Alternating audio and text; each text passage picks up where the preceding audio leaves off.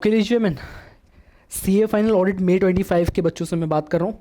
Professional ethics की हम चर्चा करेंगे। इसके क्वेश्चन बुलेट्स मैंने बनाए हैं। जब एग्जामिनेशन करीब आते हैं, अभी 30-32 दिन बचे हैं एग्जामिनेशंस के लिए, तब आपके पास समय कम होता है और आपको क्वेश्चन सॉल्विंग में बड़ी प्रॉब्लम होती है और वो बहुत ही बड़ा पेन पॉइंट बन जाता है। जहाँ पे आपको 200-250 क्वेश्चन दिए हुए होते हैं प्रोफेशनल एथिक्स के। मेरे खुद के क्वेश्चन बैंक में 250 क्वेश्चन है, तो उनको सॉल्व करना पूरा पूरा बहुत ज़्यादा टाइम कंज्यूमिंग हो जाता है और इतना टाइम आप सभी के पास है नहीं और इतना टाइम गंवाना भी नहीं चाहिए। मैं लेके आया हूँ इस प्रॉब्लम के लिए एक सबसे वन स्टॉप सॉल्यूशन, सबसे बड़ा वन स्टॉप सॉल्यूशन। इंडिया में किसी ने अभी तक ये नहीं किया है मेरे हिसाब से, मैं पहली बार ऐसा कर रहा हूँ। जहाँ पे जो भी दो शेड्यूल्स हैं जिनसे आपको क्लॉजेस के क्वेश्चंस पूछे जाते हैं प्रोफेशनल एथिक्स में, उन दोनों शेड्यूल्स के क्वेश्चंस को हमने कॉन्साइज कर दिया इन 5 पेजेस में। हमने अपने क्वेश्चन बैंक से हर एक क्वेश्चन को पढ़ा, उनको समराइज़ किया एक एक लाइन में कि यदि आप सभी के पास समय नहीं है तो ये 5 पेज आप पढ़ के जा सकते हैं। अगर ये अच्छे से आपको याद हो गए तो आप क्वेश्चन सॉल्व कर सकते हैं किसी भी प्रकार का जो एग्जामिनेशन में आप सभी से पूछा जाए। यदि 4 क्वेश्चन आएंगे तो उसमें से 3 सवाल तो इस PDF में से ही आएंगे और हो सकता है एक सवाल जो है क्लॉजेस से रिलेटेड, जो 4 सवाल आते हैं, एक सवाल जो है वो यहाँ वहाँ से आपको आ जाए तो वो आप अपने से टैकल कर लेना। तो ये PDF आप सभी को कहाँ से मिलेगी? नीचे डिस्क्रिप्शन जो है वीडियो का, वहाँ पे टेलीग्राम चैनल एवं मेरे टेलीग्राम ग्रुप का लिंक वहाँ पे हमने डाल दिया है।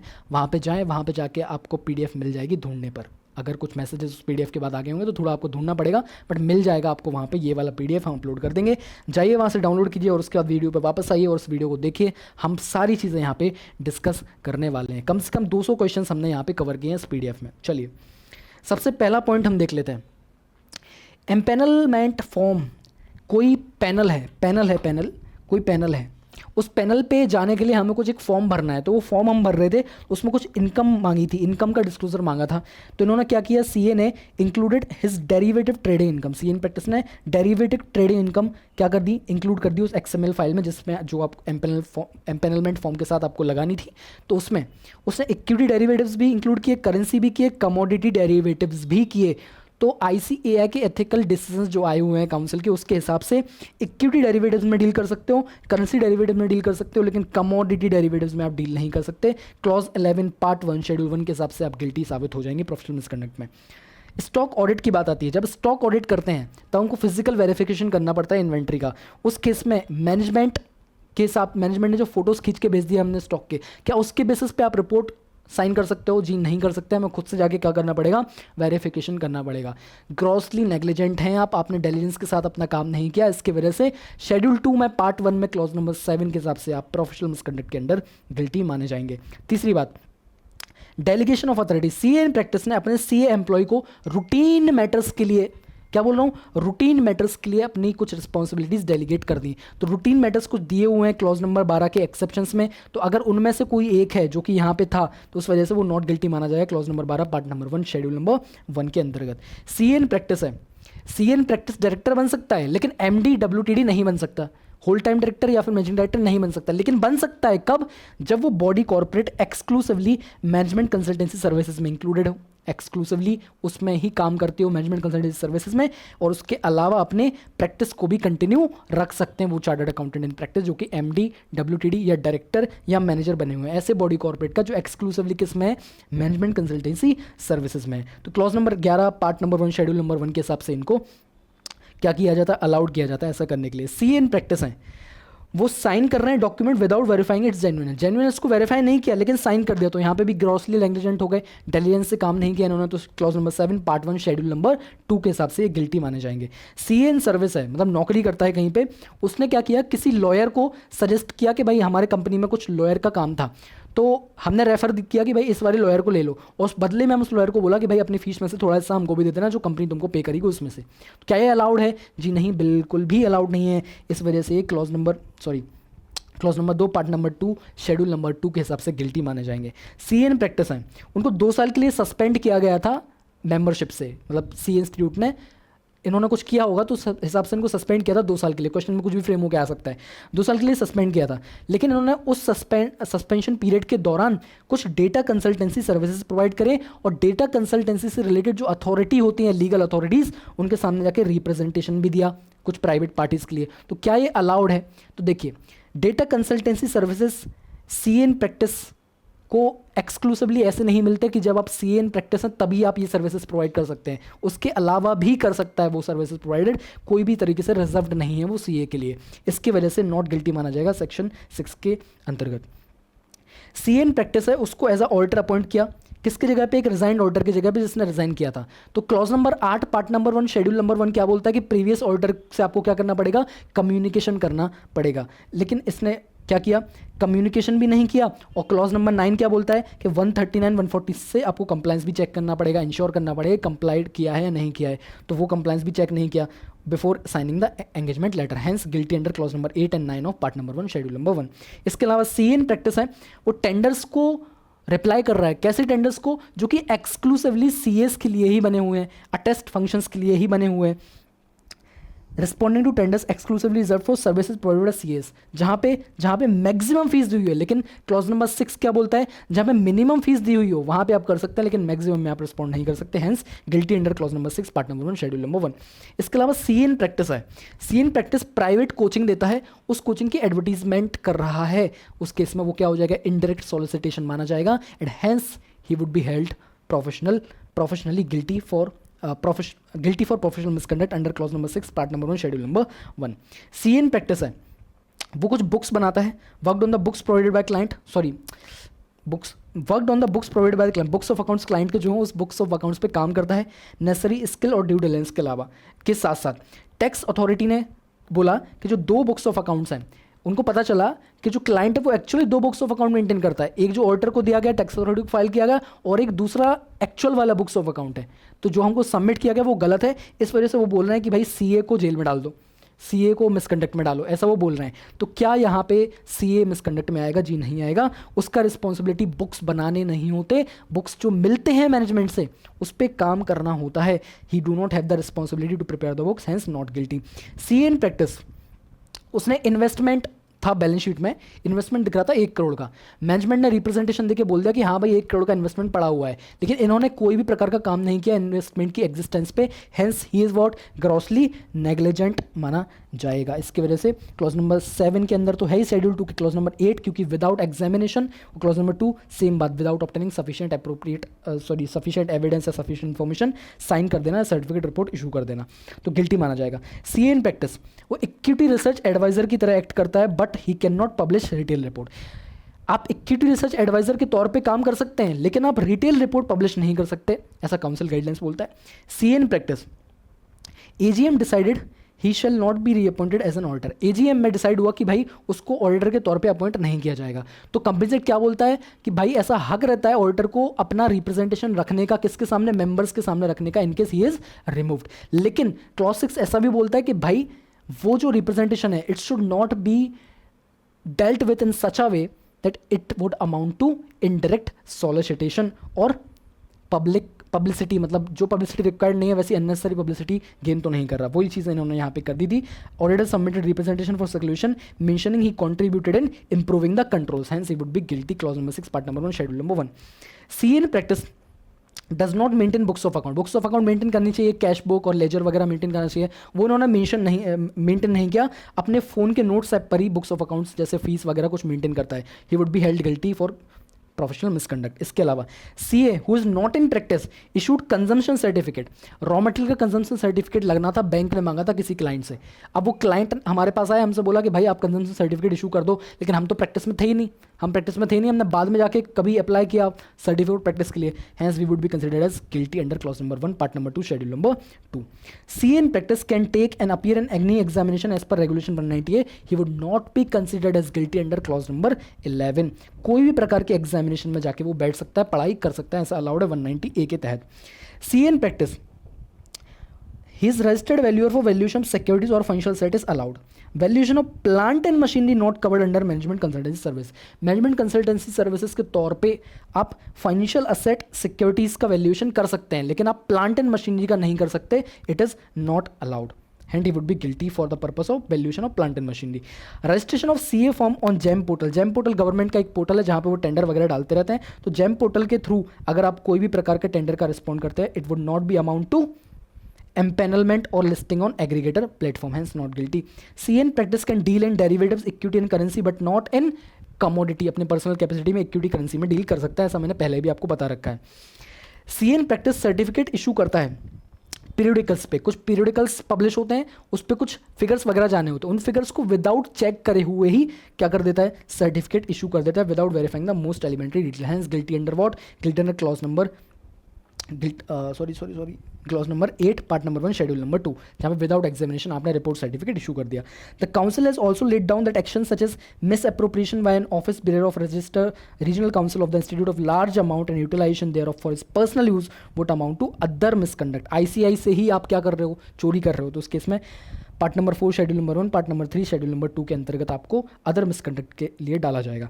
C in practice not returning client books of accounts और documents even a fees paid, fees pay कर दी है उसके बावजूद भी हम बुक्स ऑफ अकाउंट क्या नहीं कर रहे, रिलीज नहीं कर रहे किसके, क्लाइंट के। उसके इसमें आप डिसरेप्यूट पहुंचा रहे हैं अपने प्रोफेशन को, hence clause number 2 part number 4 schedule number 1 के अंतर्गत आप मिसकंडक्ट के लिए माने जाएंगे। C in practice name board of firm at the residence, name board of firm लगा रहा है कहाँ पे, रेसिडेंस पे। आपके पर्सनल इंडिविजुअल नाम को आप लगा सकते हैं विद CA और उसके लोगों के साथ आप लगा सकते हैं घर पे, लेकिन फर्म का नाम नहीं लगा सकते, हैंस गिल्टी।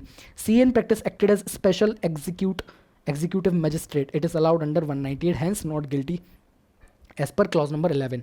ठीक है, सी एन प्रैक्टिस है, he is appointed as director in holding company of a company in which his husband firm is an auditor, उसका रिलेटिव है, स्पाउस है उसका, वो ऑडिटर है एक कंपनी का जिसके होल्डिंग कंपनी में इनको डायरेक्टर रखा गया है, तो क्या ये अलाउड है, no it is not allowed, it would be guilty clause number 1 part number 1 schedule number 1। C in practice writing to organization whether panel is maintain, क्या कैन वी इशू रोवे inquiries for the existence of the panel, no it is not allowed, guilty under clause number 6 part number 1 schedule number 1। ठीक है, hilly area में CA है, ये branch setup करने वाला है, वहाँ पे सेपरेट इंचार्ज की जरूरत नहीं है, अगर 3 महीने के लिए आपने प्लेन्स में जाके ऑफिस खोल रखी है तो वो अलाउड नहीं है यहाँ पे। सी एन प्रैक्टिस है, article is not attending office on timely basis and employed somewhere else, क्या आर्टिकलशिप करते वक्त आप कहीं और पे एम्प्लॉयमेंट ले सकते हैं, नहीं ले सकते, अलाउड नहीं है, रेगुलेशंस ये प्रोहिबिट करता है, लेकिन CA को पता था ये बात, लेकिन फिर भी वो करने दे रहा था, तो उसके इसमें वो गिल्टी माना जाएगा clause number 1 part number 2 schedule number 2 में, because he is not complying with the provisions और regulations issued by the ICAI। तो क्लॉज नंबर 1 में आता है वो पार्ट नंबर 2 के शेड्यूल नंबर 2 के। सी एन प्रैक्टिस है, he is dealing in commodity derivatives, क्या है अलाउड है, कमोडिटी नहीं अलाउड, सिर्फ इक्विटी और करेंसी ही अलाउड है। Then obtain specific permission 190A में, अगर स्पेसिफिक परमिशन मिल जाए तब करो, अदरवाइज नहीं कर सकते। सी एन प्रैक्टिस है, he ordered is CA employ to sign the certificate, clause number 12 क्या बोलता है, आप साइन करवा सकते हो लेकिन वो आपका सबसे पहला मेंबर ऑफ इंस्टीट्यूट होना चाहिए, प्रैक्टिस में होना चाहिए और आपका पार्टनर होना चाहिए, इतना होना चाहिए। अब पार्टनर नहीं है, एम्प्लॉय है, तो करा सकते हो क्या, नहीं, clause number 12 part number 1 schedule number 1 के अंदर आपको गिल्टी माना जाएगा। सी एन प्रैक्टिस है, he is charging audit fees as percentage of profits from cooperative society, तो कोऑपरेटिव सोसाइटी के लिए ये चीज़ एग्जेम्प्ट करी गई है, कोऑपरेटिव सोसाइटी की ऑडिट करते वक्त आप उसके नेट प्रॉफिट या उसके इनकम के बेसिस पे परसेंटेज बेसिस पे फीस मांग सकते हैं, clause number 10 part number 1 schedule number 1 के अंतर्गत इसको गिल्टी नहीं माना जाता। सी एन प्रैक्टिस है, he is agreed to accept the audit fees in phases progressive basis of limited review quarterly, तो क्या बोल रहे हैं, जैसे जैसे लिमिटेड रिव्यू हम खत्म करते जाएंगे क्वार्टरली, उस हिसाब से आप हमें प्रोग्रेसिव बेसिस पे फीस देते जाना। तो इसका एथिकल बोर्ड ने डिसीजन दिया था कि इसको इंडेटनेस नहीं माना जाएगा, सॉरी एथिकल बोर्ड नहीं, रिसर्च कमेटी ने ऐसा डिसीजन दिया था कि इसको इंडेटनेस नहीं माना जाएगा, क्योंकि जनरली क्या होता है, ऑडिट आप एक्सेप्ट नहीं कर सकते अगर आप उस कंपनी के लिए क्या है, इंडेट है, आपको उसका कुछ कर्जा चुकाना है, उसके इसमें आप ऑडिटर नहीं बन सकते उसका। तो उसकी वजह से ये सवाल आया था कि भाई हमने ऑडिट एक्सेप्ट कर लिया साल भर का, लेकिन अभी अब लिमिटेड रिव्यू भी कर रहे हैं, तो अभी साल भर का जो फीस है वो इकट्ठा ना मिलने के बजाय हमें इंस्टॉलमेंट्स में दे रहा है, तो क्या ऐसा माना जाएगा कि भाई हम उसको सर्विस प्रोवाइड करने के लिए इंडेटेड है, नहीं, ये नहीं माना जाएगा, hence not guilty. C in practice editorship of professional journals not guilty, clause number 11 part number 1 schedule number 1 general permissions में आ जाता है। C in practice sharing fees with advocate allowed है क्या, रेगुलेशन नंबर 53A 53 में आता है, hence not guilty, clause number 2 part number 1 schedule number 1। C in practice acting as secretary to CGSD court of law legal authority not on salary come full time basis, अगर ये salary कम full time basis पे होता तो ये guilty होता clause number 11 के अंतर्गत, लेकिन since it is not on salary basis hence clause number 11 part number 1 schedule number 1 के अंतर्गत not guilty.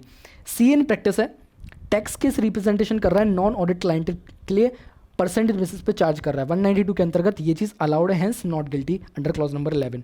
C in practice है, he is responding to tender on GST auditor since it is non exclusive area, कोई और भी GST audit कर सकते हैं CS के अलावा, hence not guilty under clause number 6 part number 1 schedule number 1। C in practice है, he is responding to a tender और अर्नेस्ट डिपॉजिट भी पे कर रहा है, नॉन एक्सक्लूसिव एरियाज़ के लिए। अगर नॉन एक्सक्लूसिव एरियाज़ हैं तब तो आप कर सकते हो, मतलब अदर प्रोफेशंस के लिए भी ओपन है वो एरियाज़, तब तो आप कर सकते हो। Hence not guilty under clause number 6 part number 1 schedule number 1। CN practice है, आरओसी को क्लाइंट का इन्फॉर्मेशन डिस्क्लोज कर दिया without obtaining the consent of the client, hence he would be held guilty under clause number 1 part number 1 schedule number 2 for disclosing the information. C in practice अपने आप को cyber security expert के तौर पे भी अपने प्रोफेशनल डॉक्यूमेंट्स में दिखाता है। तो क्या ये कर सकता है? जी नहीं कर सकता, किसी प्रकार की रिकॉग्नाइज्ड यूनिवर्सिटी या डिग्री वो है नहीं। तो हेंस क्लॉज नंबर 6 एंड 7 के अंतर्गत वो पार्ट नंबर 1 शेड्यूल नंबर 1 में प्रोफेशनल मिसकंडक्ट माना जाता है। सीएन प्रैक्टिस है, he has not subjected himself to peer review and conducted audit of listed company. Listed company का अगर ऑडिट करना है तो ऑडिट आईसीआई की जो गाइडलाइंस है पीयर रिव्यू को, उसमें बोला जाता है कि पीयर रिव्यू सर्टिफिकेट आपके पास होना चाहिए, तभी जाके आप लिस्टेड कंपनी का ऑडिट कर सकते हैं। और सेबी ऐसा बोलता है कि लिस्टेड कंपनी ऐसे ही ऑडिटर चूज करें जो अपने आप को पीयर रिव्यू के लिए सब्जेक्ट रखते हो, पीयर रिव्यू करवाते हैं और उनके पास एक वैलिड सर्टिफिकेट भी हो पीयर रिव्यू का। बट यहाँ पे क्या था? Not subjected to peer review but conducted the listed audit of listed company, hence guilty under clause number 1 part number 2 schedule number 2 because they are not complying with the provisions of ICAI। CA in practice, not communicated with internal auditor on appointment as state auditor, hence not guilty. क्यों ऐसा बोला? क्योंकि जो clause number 8 के तहत communication की बात होती है, कम्युनिकेशन की बात होती है, वो कम्युनिकेशन की बातें जो है रिप्लेसमेंट पोजीशन पे लगती है, ना कि पैरेलल पोजीशन पे लगती है। कैसे? रिप्लेसमेंट पोजीशन पे लगती है, ना कि पैरेलल पोजीशन पे लगती है। तो क्या इंटरनल ऑडिटर और स्टेट ऑडिटर रिप्लेसमेंट पोजीशन है? जी नहीं। वो कौन सी पोजीशन है? वो एक पैरेलल पोजीशन है, इसकी वजह से पैरेलल पोजीशन पे नहीं लगता, hence not guilty. CA, loan repayment cheque bounce. Cheque bounce हो गया, हमें लोन रिपे करना था भाई, प्रोफेशनल के लिए डिसरेप्यूट है कि एक सीए के अकाउंट में इतना भी पैसा नहीं है, hence clause number 2 part number 4 के अंदर गिल्टी माना जाएगा। CA in practice at appointment believed on management representation of compliance with 139 140। आपको इंश्योर करना है कि भाई कंप्लाई किया है कि नहीं, डॉक्यूमेंट चेक करने हैं प्रॉपरली, आप मैनेजमेंट के रिप्रेजेंटेशन पर भरोसा नहीं कर सकते, hence guilty under clause number 9 part number 1 schedule number 1। CN practice responding to tender open for other professionals, allowed है क्या? यस अलाउड है, not guilty under clause number 6। CA in practice ने क्या किया? ये देखो इंपॉर्टेंट है, क्वेश्चन पूछा जा सकता है, ठीक है। सीएन प्रैक्टिस ने अपना डोमेन नेम सेल किया, डोमेन नेम सेल किया किसी और पार्टी को और उनको बोला कि इसके बेसिस पे हमको रॉयल्टी पे करते देना जितनी भी सेल आपकी इस डोमेन नेम के थ्रू होगी। तो क्या ये अदर बिजनेस ऑक्यूपेशन माना जाएगा? जी हाँ माना जाएगा, गिल्टी माना जाएगा clause number 11 part number 1 schedule number 1 में, ठीक है। इंपॉर्टेंट है, अच्छे से ध्यान रखो। CA in practice accepted the certification engagement where his brother is a proprietor, not allowed, guilty माना जाएगा क्लॉज नंबर 4 के अंतर्गत। CA in practice writing letters to other CAs for securing work, clause number 6 का एक्सेप्शन है कि भाई अदर सीएस से आप काम ले सकते हैं, उनको ईमेल्स भी भेज सकते हैं, रिटर्न कोई लेटर भी भेज सकते हैं, काम मांगने के लिए कर सकते हैं, कर सकते हैं, नॉट गिल्टी अंदर क्लॉज नंबर 6, एक्सेप्शन दिया गया है उसमें। CN practice can not use और डिस्क्लोज एक्चुअल क्लाइंट डेटा इन सेमिनार, सेमिनार वेबिनार कुछ दे रहे हैं तो वहाँ पे एक्चुअल क्लाइंट का डेटा आप इस्तेमाल नहीं कर सकते, clause number 1 part number 1 schedule number 2 के तहत ये होता है। अगर ऐसा नहीं करते तो आपको मिसकंडक्ट माना जाएगा, गिल्टी माना जाएगा। CA in practice providing service under some other CA in practice, no partnership no employment, किसी प्रकार की पार्टनरशिप नहीं है, एम्प्लॉयमेंट भी नहीं है, हैंस क्लॉज नंबर 1 के अंतर्गत इसको क्या माना जाएगा? गिल्टी माना जाएगा। पेज नंबर 3 पे आते हैं अपने। सीएन प्रैक्टिस है, एक कॉलेज के एफएस पे ओपिनियन एक्सप्रेस कर रहा है जहाँ पे वो पार्ट टाइम लेक्चरर भी है, तो ये अलाउड नहीं है, स्पेसिफिकली लिखा हुआ है क्लॉज नंबर 4 में, गिल्टी माना जाएगा। CA in practice engage in part time lectureship, किसी भी प्रकार की लेक्चरशिप हो कॉलेज में अलाउड नहीं है जब तक आप स्पेसिफिक परमिशन नहीं लेते, चाहे पार्ट टाइम हो चाहे फुल टाइम हो, तो क्लॉज नंबर 11 के तहत आप गिल्टी माने जाएंगे। CN practice using the firm logo and CA logo on CSR activities, नहीं, आप अपना नाम इस्तेमाल कर सकते हैं सीए प्रीफिक्स के साथ, लेकिन फर्म का नाम लोगो वगैरह इस्तेमाल नहीं कर सकते हैं, guilty under clause number 6। CA in practice using name of the firm as name on invitation of religious ceremony, क्या कर सकता है? हाँ जी, ये एक्सेप्शन है, रिलीजियस सेरेमनी के लिए आप जो अपने रिलेटिव्स, अपने क्लाइंट, अपने फ्रेंड्स, फैमिली के लिए इन्विटेशन भेजते हैं, वहाँ पे आप फर्म का नाम इस्तेमाल कर सकते हैं, अपना खुद का नाम इस्तेमाल कर सकते हैं सीए प्रीफिक्स के साथ, लेकिन sent only to his relatives, clients and close friend, allowed under clause number 6 part number 1। लेकिन यही आपने सेंड किया होता किसी और के रिलेटिव को, किसी और के क्लाइंट को, किसी और के क्लोज फ्रेंड को, उस केस में गिल्टी माना जाता है clause number 6 part number 1 schedule number 1 में। तो ये दोनों स्टेटमेंट एक दूसरे के साथ रिलेटेड है, पढ़ लेना। सीएन प्रैक्टिस प्रोफेशनल जर्नल्स का एडिटरशिप कर रहा है, covered under general permission and specific permission is not required, hence not guilty under clause number 11। तो editorship of professional general permissions में आता है, इसलिए अलाउड है क्लॉज नंबर 11 के अंतर्गत। CA in practice uses the service of its article stand for campaigning, चुनाव हो रहे हैं, चुनाव का कैंपेन कराने के लिए आपने आर्टिकल स्टैंड को इस्तेमाल कर रहे हैं, तो क्या ये अलाउड है? नहीं, प्रोविजंस का आप क्या कर रहे हैं? आप कंप्लायंस नहीं कर रहे हैं, hence clause number so guilty माना जाएगा part number 4 schedule number 1, part number 3 schedule number 2 में। CA in practice empanelled as insolvency professional and can mention insolvency professional on his visiting card, ये एक्सेप्शन दिया गया क्लॉज नंबर 7 में कि अगर आप रजिस्टर्ड इंसॉल्वेंसी प्रोफेशनल हैं तो अपने विजिटिंग कार्ड प्रोफेशनल डॉक्यूमेंट्स पे ये डेजिग्नेशन मेंशन कर सकते हैं। सी इन प्रैक्टिस एडवोकेट के साथ पार्टनरशिप में आ सकता है क्या? जी हाँ, बिल्कुल आ सकता है। रेगुलेशन 53 में आता है advocate, hence allowed under clause number 4 part number 1 schedule number 1। C in practice direct taxes के लिए वैल्यूएशन कर रहा है और उसका जो फीस है वो परसेंटेज बेसिस पे है, प्रॉपर्टी जो वैल्यू कर रहे हैं उसके लिए। तो क्या ये अलाउड है? जी हाँ, अलाउड है। क्लॉज नंबर 10 में इसका एग्जाम्पशन दे रखा है, hence it is allowed under regulation 192 है। C A neglected to respond to institute letter seeking confirmation on appointment date. अब इन्फॉर्मेशन मांग रहा है कुछ, क्या कौन इंस्टीट्यूट मांग रहा है? एक सी ए से, तो उसको देना चाहिए ना इन्फॉर्मेशन आईसीआई को, वो नहीं दे रहा है। तो clause number 2 part number 3 schedule number 2 जो कि मेंबर इन जो सी ए जो जनरली मतलब मेंबर इन प्रैक्टिस हो चाहे मेंबर इन सर्विस हो, दोनों के लिए लगता है, तो उसके अंतर्गत इसको गिल्टी माना जाएगा। सी इन प्रैक्टिस है valuation of papers acting as paper setter head examiner moderator for any examination, general permission में आता है, अलाउड है। किसी भी प्रकार के एग्जामिनेशन के लिए हो तो अलाउड है। Clause number 11 part number 1 schedule number 1। C in practice है वो अपने आर्टिकल स्टाफ को फाइनेंशियल स्टेटमेंट साइन करने बोल दे रहा है। क्लॉज नंबर 12 बोलता है भाई वो मेंबर ऑफ इंस्टीट्यूट होना चाहिए। मेंबर ऑफ इंस्टीट्यूट कैसे होता है? आर्टिकल, वो तो क्वालिफाई होना चाहिए ना, सीए नहीं है, guilty. Clause number 12 part number 1 schedule number 1। C in practice he is insisted for fees to be based on percentage of debt recovered which is exempted under regulation 192, hence allowed under clause number 10, exempted debt recovery में भी percentage base fees charge करना। CA in practice है responded to a tenders of tax audit, जो कि tax audit किसके exclusive होते हैं? CS के लिए। अभी तक के लिए लड़ाइयाँ चल रही हैं बट अभी तक के लिए एक्सक्लूसिव है टैक्स ऑडिट सीएस के लिए, which is exclusive reserve for CS even though no minimum fees was prescribed, guilty. Clause number 6 part number 1 schedule number 1, ठीक है। सी in practice mention name of clients and fees charge on website, allowed नहीं है website पे आप client का नाम और उससे चार्ज की गई फीस तो बिल्कुल भी इंक्लूड नहीं कर सकते हैं, guilty under clause number 6। CA in practice ने क्या किया? किसी और चार्टर्ड अकाउंटेंट का नाम एज अ पार्टनर इंक्लूड कर लिया without them being a partner. उसके फॉर्म में वो पार्टनर नहीं है लेकिन उसका नाम इस्तेमाल कर दिया कि हाँ भाई वो पार्टनर है, और ये बात किसको नहीं पता? उस बंदे को भी नहीं पता जो वो सीए है। उसके केस में आप क्या माने जाएंगे? क्लॉज नंबर 3 के अंतर्गत पार्ट नंबर 2 शेड्यूल नंबर 2 में आप क्या माने जाएंगे? गिल्टी माने जाएंगे, क्योंकि आपने फॉल्स इन्फॉर्मेशन सबमिट करी नोइंगली, ठीक है। सी in practice circulated the information content in the website through email to acknowledge public at large about his spend, no indirect solicitation circulars हो रहे हैं, ये गिल्टी माना जाएगा। Clause number 6 part number 1 schedule number 1 में। CA without having seeing practice ने कोई certificate issue कर दिया, अलाउड है क्या? नहीं भाई, तो मेंबर ही नहीं हो तो क्यों ऐसी चीज़ें कर रहे हो? Guilty. Clause number 1 part number 2 schedule number 2। Internal auditors also agreed to undertake GST audit, तो एथिकल बोर्ड का डिसीजन था कि भाई internal auditor GST audit accept नहीं कर सकता, hence not allowed. CA in practice visiting card print कर रहा है जहाँ पे वो क्विक रिस्पॉन्स कोड मतलब क्यूआर कोड डाला हुआ है, उसके अंदर कुछ डिटेल्स डाली हुई, नाम, office, residential address, contact details का, ये सब अलाउड है। एथिकल बोर्ड ने ये चीज़ डिसीजन में निकाला था कि हाँ जी ये अलाउड है, आप क्यूआर कोड डाल के ये सारे डिटेल्स वहाँ पे इंक्लूड कर सकते हैं। C in practice deposited their clients money for buying securities into own savings account. Clause number 10 क्या बोलता है? पार्ट 1 शेड्यूल 2 क्या बोलता है कि भाई जो पैसा आपको क्लाइंट से मिल रहा है कोई काम करने के लिए, वो एक सेपरेट बैंक अकाउंट में रख दीजिए, जब तक वो काम नहीं होना है उसी काम के लिए इस्तेमाल करना है। इन्होंने सेविंग बैंक अकाउंट में डाल दिया, guilty under clause number 10 part number 1 schedule number 2। CA in practice है उसने अपना काम खत्म नहीं किया ऑडिट ऑफ अकाउंट्स का, और ऑडिट रिपोर्ट भी सबमिट नहीं करी जिस टाइम पे करनी चाहिए थी, hence guilty under clause number 7 because he is grossly negligent and not performing his work with full due diligence, hence part number 1 schedule number 2 clause number 7 के अंतर्गत इसको प्रोफेशनल मिसकंडक्ट में माना जाएगा।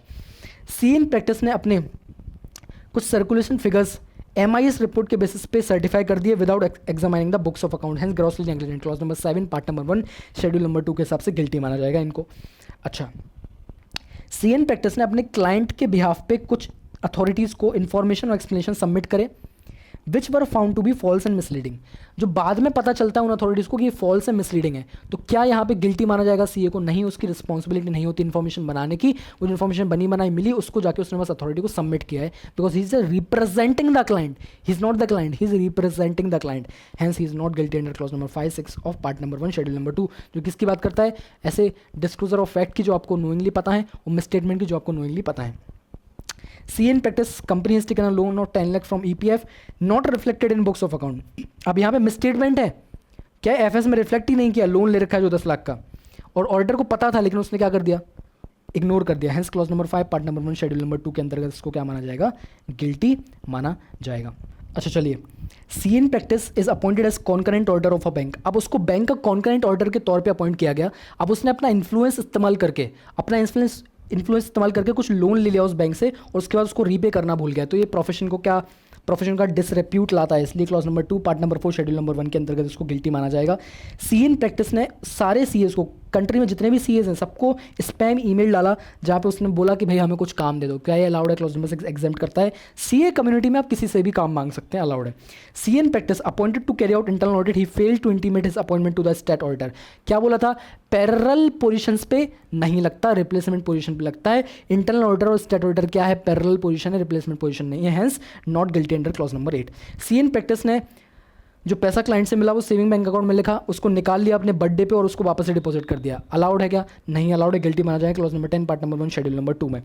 सी इन प्रैक्टिस है वो मर्चेंट बैंकर, एडवाइजर, कंसल्टेंट जैसे title अपने पर्सनल डॉक्यूमेंट पे इस्तेमाल करता है।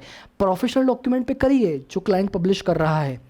कहीं पे आप मर्चेंट बैंकर हैं या फिर एडवाइजर कंसल्टेंट के तौर पे आपने अपना प्रोफेशनल ओपिनियन दिया या फिर कहीं पे आपको लिखना है प्रोफेशनल डॉक्यूमेंट में जो पब्लिश कर रहा है क्लाइंट रिपोर्ट वगैरह, वहाँ पे कर सकते हैं, लेकिन पर्सनल डॉक्यूमेंट में नहीं कर सकते, hence guilty clause number 7 part number 1 schedule number 1।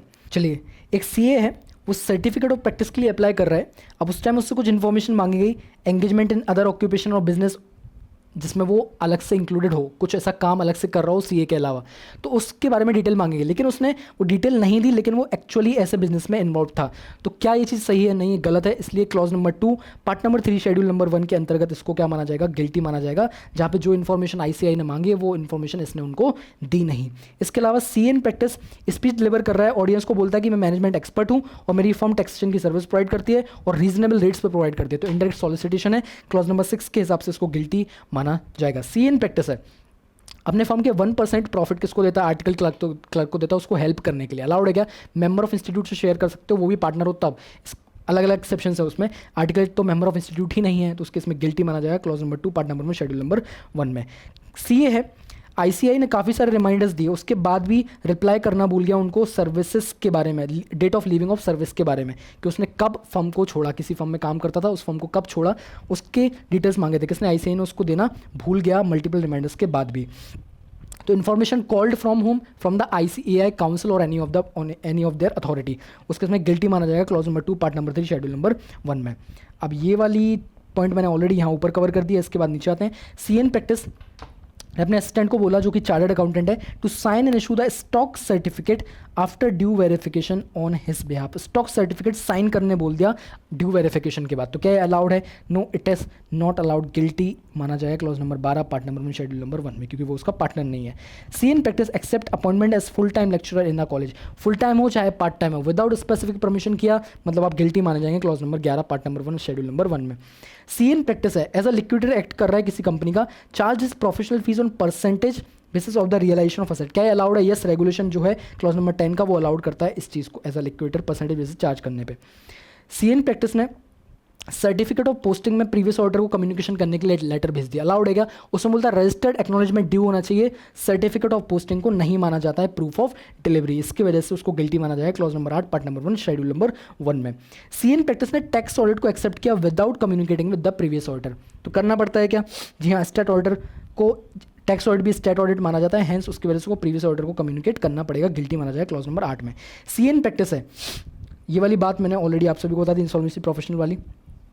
Offer document of a listed company in which Mr. D, a practicing CA, is a director, mentions the name of D as director। इतने तक तो ठीक था, director तक ठीक था, लेकिन उसके साथ उन्होंने प्रोफेशनल ट्रीटमेंट्स भी डाल दिए, उनके स्पेशलाइजेशन भी डाल दिए सीए के सर्विसेज में, hence guilty under clause number 6 and 7 of part number 1 schedule number 1। C in practice है, सी इन प्रैक्टिस अपने आप को डेजिग्नेशन देता है चार्टर्ड अकाउंटेंट के अलावा as a tax consultant also. Allowed है क्या? क्लॉज नंबर 7 अलाउ ही नहीं करता, गिल्टी माना जाएगा। सी in practice responded to a tender from state government for computerisation of land revenue record and paid earnest deposit. तो क्या लैंड रेवेन्यू रिकॉर्ड्स का computerisation क्या सिर्फ सीए कर सकते हैं या और कोई भी कर सकता है? और कोई भी कर सकता है, कोई इंजीनियर्स भी कर सकते हैं, hence non exclusive area, hence not guilty clause number 6 के अंदर। सीए फर्म ने वेबसाइट पे बायोडेटा डाला पार्टनर्स का, उसके साथ साथ पासपोर्ट साइज फोटो भी डाली पार्टनर्स की, तो एक अलाउड है पासपोर्ट साइज फोटो और बेसिक डिटेल्स जो बायोडेटा की है वो अलाउड है, कोई भी प्रकार का मिसकंडक्ट नहीं है। सी इन प्रैक्टिस ने अपनी बुक पब्लिश किया और वहाँ पे अपने प्रोफेशनल डिटेल्स मेंशन कर दिए, प्रोफेशनल अटेनमेंट्स मेंशन कर दिए, क्लॉज नंबर 6 के अंतर्गत गिल्टी माना जाएगा। सी इन प्रैक्टिस है अपने ब्रदर इन लॉ को, जो कि सीए नहीं है, अपने फर्म के नाम पे, अपने नाम पे प्रैक्टिस करने का क्या कर दिया? अलाउ कर दिया। तो क्या अलाउड है? सबसे पहला क्लॉज प्रोफेशनल एथिक्स का clause number 1 part number 1 schedule number 1 के अंदर इसको मिसकंडक्ट के लिए धरा जाएगा। सी इन प्रैक्टिस है, he is appointed as director simpliciter, इतने तक तो अलाउड था, लेकिन 1 साल बाद इसने रिज़ाइन कर दिया उस कंपनी से एज अ डायरेक्टर, और उसके बाद उसी साल में उसने एज अ स्टेट ऑडिटर क्या कर लिया, एक्सेप्ट कर ली पोजीशन उस कंपनी में। क्या अलाउड है? नहीं, clause number 4 part number 1 schedule number 1 के तहत 2 साल का कूलिंग पीरियड होता है। अगर डायरेक्टर हैं तो 2 साल तक आप स्टेट ऑर्डर नहीं बनते रेजिग्नेशन के बाद या रिमूवल के बाद, उसके बाद ही आप कर सकते हैं एज ऑर्डर उसका काम।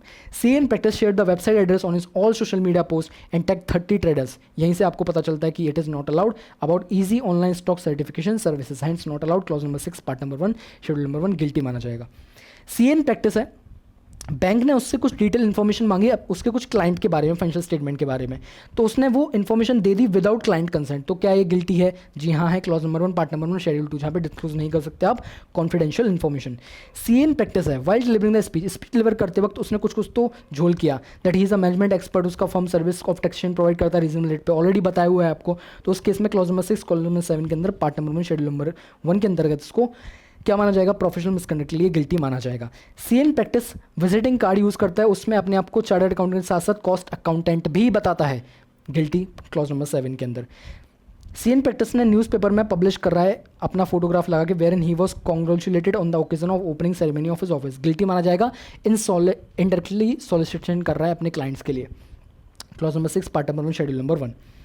सी एन प्रैक्टिस ने assistant registrar of cooperative society को कुछ लेटर्स लिखे stating that though his firm was on panel of auditor, कि हमारा फर्म पैनल ऑफ ऑडिटर पे है लेकिन हमें किसी भी प्रकार का काम नहीं दी जा रहा है, तो हमें किसी प्रकार का काम दे दो। क्या ये अलाउड है? आप उनको ये बता सकते हो कि हाँ भाई हम पैनल ऑफ ऑडिटर पे और हमारे पास कुछ काम नहीं है, लेकिन ये बोलना कि हमें कुछ काम दे दो, not allowed, guilty, clause number 6 part number 1 schedule number 1। C in practice ने टीबी इंटरव्यू में अपना बायोडाटा हैंडओवर किया इंटरव्यूअर को, चेयरपर्सन को। Such biodata detail the standing on international firm with which the firm was associated, it also detail the achievements of the concern partner and his recognition as an expert in the field of taxation. क्या allowed है? Not allowed, clause number 6 part number 1 के अंतर्गत guilty माना जाएगा, क्योंकि chairperson ने उसको read कर दिया था बायोडाटा को इंटरव्यू पे। सी एन प्रैक्टिस है, उसने 50% of the audit fees non chartered accountant को दे दी, जो कि उस एक्सेप्शंस जो है रेगुलेशंस में उनमें भी कवर्ड नहीं था, उसकी वजह से गिल्टी माना जाएगा clause number 2 part number 1 schedule number 1 के अंतर्गत। तो सारे क्लॉजेस से रिलेटेड जो सवाल थे वो मैंने आप सभी को करा दिया इस पीडीएफ के थ्रू, इस वीडियो के थ्रू।